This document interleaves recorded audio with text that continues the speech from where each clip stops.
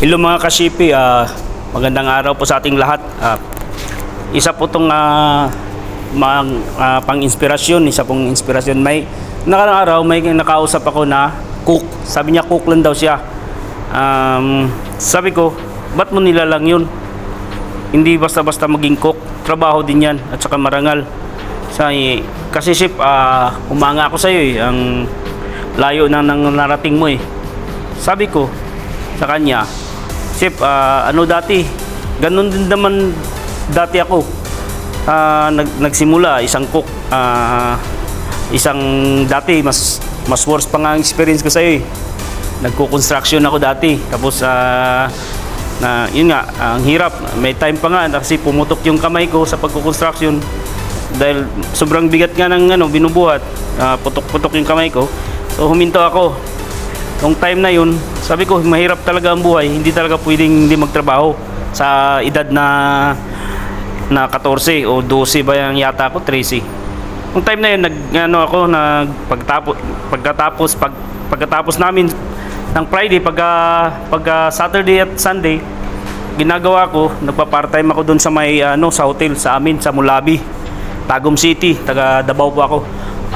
Ginagawa ko doon, buhugas ako, part-time. Yun din, ang liit ng ginikita namin noon, pero wala kang magawa eh. Tapos ang haba pa ng oras, 6 AM to 2 AM minsan, kulang ka sa tulog, di ba? So kailangan natin trabaho, kailangan natin mag-survive, so magtatrabaho tayo. Yun nga, hanggang sa palagi ako doon ng nag-hire sila ng permanenteng tagahugas, yun, naging permanente ako doon. Tagal din ako doon eh, sa trabaho na yun. Pero kahit doon, malaking good experience sa akin yun. Hindi ko nakakalimutan yun kasi doon ako nagsimula sa tagahugas hanggang na nagiging cook ako, hanggang sa dumating ako, nag-tourist ako din sa Dubai, dala ko pa rin yung experience na yun. Doon ako nagsimula, nag-apply ako bilang kitchen helper hanggang natanggap ako. Yun, lahat ng mga ginagawa ko diyan sa mga pinopost ko dito sa page ko, real. Yung mga iba diyan na mga part sa pagpaplato, yung mga inaral ko yan, na nag-follow ako ng magaling sa Instagram, maraming magagaling. Yun nga, balik tayo doon sa kanya. Dapat hindi niya lang nilalang yung mga ganun. At saka pagka may free time ka, i-invest mo yung sarili mo. Kagaya ko, hindi ako tapos ng culinary, gusto kong matuto. Yun, bumili ka ng libro. May libro diyan sa Amazon. Kung walang sa Amazon, kung wala kang budget, try mo download sa pdfdrive.com.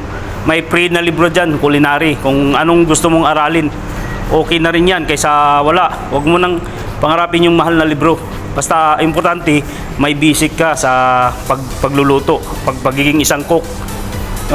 Yun, invest nyo yung sarili nyo. Huwag kung gusto nyo talaga magiging tawag dyan, gusto mo talagang magtagumpay. Pagtagumpayan yung bilang isang cook, yung pag-review kayo, basa kayo ng libro, at yun, isa pa yung di ba, tsaka kumuha kayo mag-idolize kayo ng tao, yung mga matagumpay na mga chef.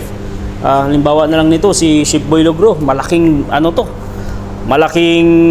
inspirasyon to sa mga Pilipino, yung mga hindi nakapag-aral ng culinary, di ba? Yan, si Boy Logro, yan, idolin nyo yan. At saka ang pangusina kasi hindi lang sa graduate ka ng culinary, yung tawag dyan, yung mahal mo yung trabaho mo, yung passion mo, yun talagang isa sa pinakamalaking bagay na iano mo sa sarili mo, pagiging isang cook, para maging tagumpay ka sa pagiging isang kusinero.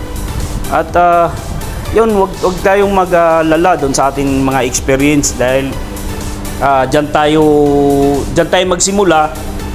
Starting lang yan. Kailangan natin mag-upgrade. Tapos, yun nga, sabi ko, yun, libro. Para ma-upgrade yung, ma-enhance yung ang kaalaman mo sa pagluluto. Para kung mag-apply ka, may idea ka na kahit sa interview lang. Diba? So, huwag kang mag-alala. Huwag mong isipin na, ikaw lang. Marami tayo. Mas worse pa nga siguro yung iba eh. At pakishare na lang ng aking video na ito at pakipalo ng page para ito sana makuha ng inspirasyon sa ating mga kababayan na isa ding cook. Huwag kang mag-alala, starting lang din yan. Lahat tayo nagsimula sa baba. At saka huwag nyo kalimutan palagi, i-imbis nyo yung sarili nyo bilang isang cook. At saka mahalin nyo yung trabaho nyo para marating nyo ang gusto nyong marating. At sana pakishare at itong video na ito para makarating din sa ating mga co-chef, para ma-inspire din sila na hindi lang dapat na kahit hindi sila graduate ng culinary ay may chance sila na magiging marating nila ang gusto nila marating. At maraming salamat sa panood ng aking video. Please like and share. Follow in my page. Peace!